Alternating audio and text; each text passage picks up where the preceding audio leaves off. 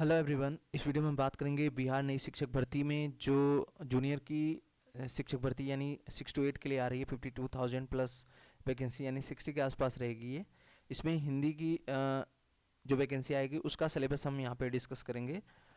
तो इससे रिलेटेड मैं बता दूँ, आपके मैथ्स का, साइंस का या अदर भी एसएसटी का जो भी सब्जेक्ट का सिलेबस है उसका लिंक मैंने डिस्क्रिप्शन में दे दिया है, आप वहाँ जाके चेक कर सकते हैं। ठीक है, तो आइए देखते हैं हिंदी के सिलेबस में क्या क्या चीज़ें आ सकती हैं। यहाँ पे हिंदी के सिलेबस में आप देखेंगे तो सहायक अध्यापक हेतु पहला पॉइंट रहेगा हिंदी साहित्य एवं भाषा का इतिहास, यानी कि इसमें मतलब हिंदी साहित्य और पूरा जो भाषा का इतिहास, ये हल्के में मत लीजिएगा, ये पूरा डिटेल सिलेबस है। ठीक है, और व्याकरण जैसे हो गया तो व्याकरण में पूरा व्याकरण हो गया, संज्ञा, सर्वनाम, क्रिया, विशेषण, उपसर्ग, प्रत्यय, संधि, समास, अलंकार, छंद, ये सारी चीज़ें। फिर ठीक है, फिर एक मतलब पर्यायवाची विलोम शब्द, फिर वन वर्ड सब्सटीट्यूशन यानी कि जो अनेक शब्दों के लिए एक शब्द रहता है। फिर उसके बाद तद्भव तत्सम हो गया, मतलब ग्रामर की हर चीज़ मान के चलिए। और इसमें जो हिंदी साहित्य है तो आपने हिंदी साहित्य में पढ़ा होगा छायावादी कवि और भक्तिकाल के कवि, इन सब के बारे में डिटेल में था। मैं यहाँ पे थोड़ा सा आपको और चीज़ें बता दे रहा हूँ इसमें क्या क्या चीज़ें आ सकती हैं।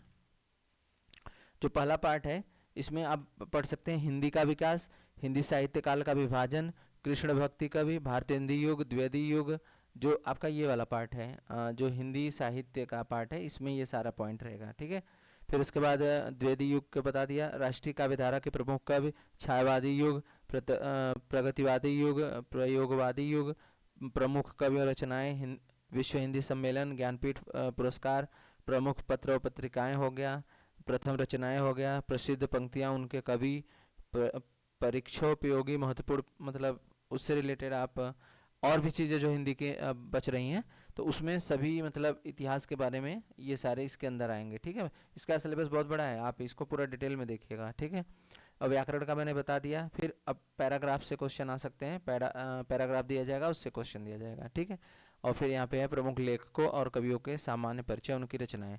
तो उनका मतलब सामान्य परिचय मतलब उनके बारे में, जीवनी के बारे में भी थोड़ा बहुत ऐसा लग रहा है मुझे कि उनके बारे में रहेगा, उनके लेखकों के और कवियों का सामान्य परिचय, उनकी रचनाएं।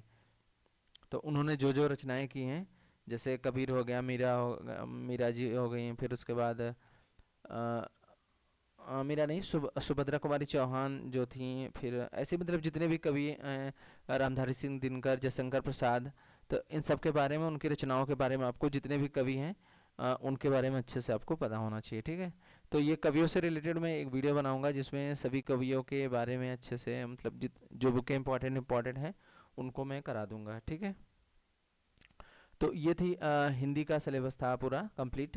तो इसको मैं फिर से बता रहा हूँ, आपको जो बीपीएससी सिलेबस देगा उसमें बस हिंदी बताया जाएगा, उसके अलावा आपको कुछ भी नहीं बताया जाएगा क्या पढ़ना है क्या नहीं। ठीक है, तो यहाँ पे हिंदी साहित्य इतिहास में पूरा डिटेल में पढ़ना पड़ेगा, व्याकरण पूरा डिटेल में पढ़ना पड़ेगा, पैराग्राफ आपका नॉर्मल सा रहता है, पैराग्राफ आएगा उससे क्वेश्चन आंसर देना है, फिर उसके बाद रचनाओं को अच्छे से याद करना है, सभी कवियों के जो रचनाएं हैं। ठीक है, वीडियो कैसा लगा, वीडियो पसंद आया तो लाइक करिएगा और चैनल को सब्सक्राइब करिए। Thank you for watching, have a nice day.